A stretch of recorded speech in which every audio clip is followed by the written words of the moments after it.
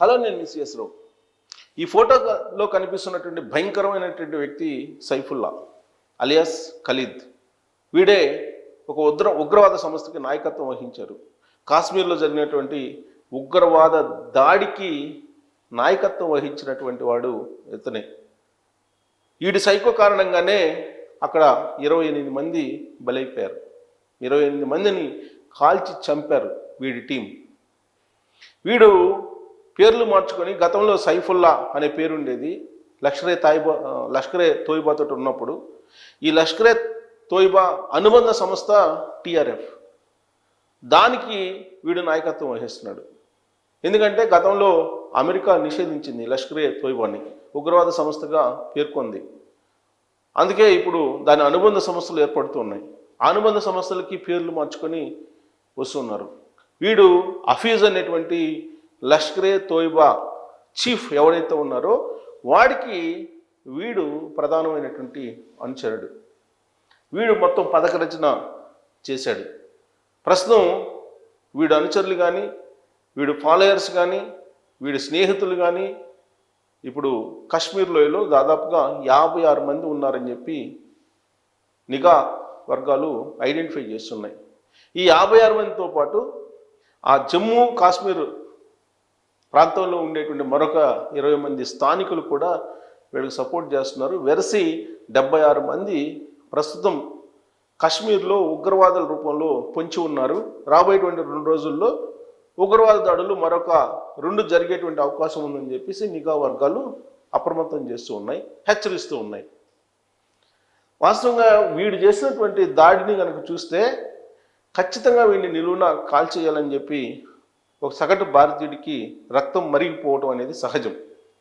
ఎందుకనంటే అక్కడ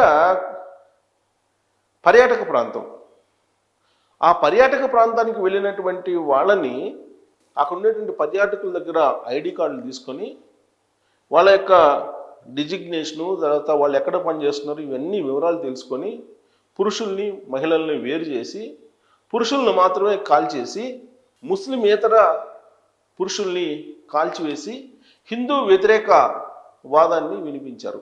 అంటే దేశంలో మతపరమైనటువంటి చిచ్చును పెట్టేందుకు ఈ ఉగ్రవాదులు ప్రయత్నం చేస్తున్నారు. ఇప్పటికే ముస్లింలు హిందువుల మీద తిరగబడేటువంటి పరిస్థితి పశ్చిమ బెంగాల్లో మనం చూస్తున్నాం. పశ్చిమ బెంగాల్లో వక్ఫ్ బిల్లుకి వ్యతిరేకంగా హిందూ ఫ్యామిలీస్ని ఏ విధంగా వెంటాడుతూ ఉన్నారో కొంతమంది ముస్లింలు మనం చూస్తూ ఉన్నాం. వాళ్ళని మరింత రెచ్చగొట్టేలాగా ఈ సైఫుల్లా అనేవాడు ఉగ్రదాడిని చేసి ముస్లిమేతరుల్ని చంపి పోయి నరేంద్ర మోడీ గారికి చెప్పుకోపో, నరేంద్ర మోడీకి చెప్పుపో అని చెప్పేసి వాడు ఆదేశాలు జారీ చేశారు. సైఫుల్లా చావు అంటే ఎలా ఉంటుందో నరేంద్ర మోడీకి చెప్పు అని చెప్పేసి అక్కడ ఉన్నటువంటి మహిళలకి చెప్పాడు. వాళ్ళ భర్తను చంపుతూ ఒక మహిళకి చెప్పినటువంటి మాట అది. అంటే భారతదేశంలో మత కలహాల్ని పెంచి పోషించడానికి ఉగ్రవాదులు చేస్తున్నటువంటి ప్రయత్నం ఏ స్థాయిలో ఉందో మనకు అర్థమవుతుంది. మరి ఈ లష్కరే తోయిబా మూలాలు ఎక్కడ ఉన్నాయంటే పాకిస్తాన్లో ఉన్నాయి.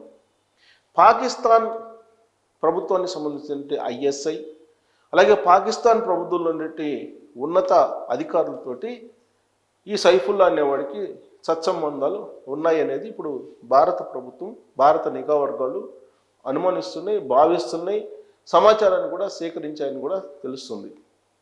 అత్యవసర సమావేశాన్ని నరేంద్ర మోడీ గారు ఏర్పాటు చేసి ఉగ్ర దాడి మీద ఆయన సమీక్షిస్తూ ఉన్నారు. మరోవైపు ఉగ్రదాడికి పాల్పడినటువంటి ఉగ్రవాదులు వాళ్ళు ఎక్కడున్నారనేది జల్లెడ పడుతూ ఉన్నారు. ఆర్మీ మొత్తం ఇప్పుడు జల్లెడ పడుతుంది. పైన హెలికాప్టర్లు సెర్చ్ చేస్తూ ఉన్నాయి ఉగ్రవాదుల కోసం. 10 మంది ఉగ్రవాదులు సుమారుగా ఈ దాడిలో పార్టిసిపేట్ చేసినట్టు అక్కడ ఉన్నటువంటి పర్యాటకులు చెబుతున్నారు. పహల్గామ్ ప్రాంతంలో జరిగినటువంటి ఈ దాడి అది భారతదేశం మీద, భారతదేశం యొక్క ప్రతిష్టకు సంబంధించినటువంటి అంశం. అందుకే గతంలో సర్జికల్ స్ట్రైక్ చేసి ఏ విధంగా భారతదేశం బలంగా ఉందో నిరూపించారు నరేంద్ర మోడీ. సో ఇప్పుడు నరేంద్ర మోడీ గారు అలాంటి డెసిషన్ తీసుకోవాలని చెప్పి సగటు భారతీయుడు కోరుకుంటున్నారు. కాకపోతే సమయం సందర్భం చూసి ఆ పని చేయడానికి సిద్ధంగా భారత ప్రభుత్వం ఎప్పుడు ఉంటుంది.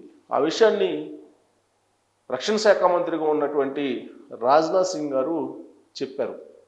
సరైనటువంటి సమయంలో సరైనటువంటి బుద్ధి పాకిస్తాన్కి చెప్తాము అని చెప్పి కూడా ఆయన హెచ్చరించారు.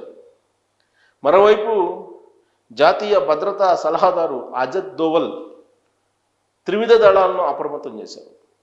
పాకిస్తాన్ భారత సరిహద్దుల్లో ఏం జరుగుతుందో ఎప్పటికప్పుడు పర్యవేక్షిస్తూ ఉన్నారు. పాకిస్తాన్కి సంబంధించినటువంటి యుద్ధ విమానాలు సరిహద్దు వెంబటి నిఘా పెట్టాయి అనేటువంటి విషయాన్ని తెలుసుకున్నారు. అందుకే భారతదేశ వైమానిక దళాలని మోహరించి ఉన్నారు. ఏ క్షణంలో ఏదైనా జరగవచ్చు అనేటువంటి వాతావరణం సరిహద్దుల్లో ఎల్ఓసి వద్ద ఉంది అని చెప్పి తెలుస్తూ ఉంది. నిఘాకు సంబంధించినటువంటి పూర్తి సమాచారం ఎప్పుడు కూడా బయటికి రాదు. ఆ నిఘా సమాచారం ఎప్పుడు కూడా నిగూఢంగా ఉంటుంది, రహస్యంగా ఉంచుతారు. సర్జికల్ స్ట్రైక్ జరిగినప్పుడు కూడా అదే తరహాలో ఉంచారు. పాకిస్తాన్ అప్పుడు పుల్వామా దాడి చేసింది. సో ఆ తర్వాత జరిగినటువంటి పరిణామాలను పాకిస్తాన్కి తెలుసు.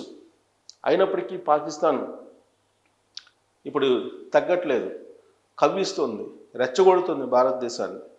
ఈ ఉగ్రవాద దాడి వెనుక పాకిస్తాన్ ఉందని చెప్పి ప్రపంచంలో ఉండే సమాజానికి తెలిసింది. అందుకే ముక్తఖండంతో భారతదేశానికి మద్దతు పలుకుతుంది, ఈ దాడిని ఖండిస్తూ ఉంది. అందుకే ఇప్పుడు మొత్తం అంతర్జాతీయ సమాజాన్ని భారత్ తమ వైపు తిప్పుకుంది. ఇలాంటి సమయంలోనే పాకిస్తాన్ మీద దాడి చేయడానికి కానీ ప్రతీకార చర్య తీసుకోవడానికి కానీ మంచి సమయం అని చెప్పి కొంతమంది భావిస్తూ ఉన్నారు.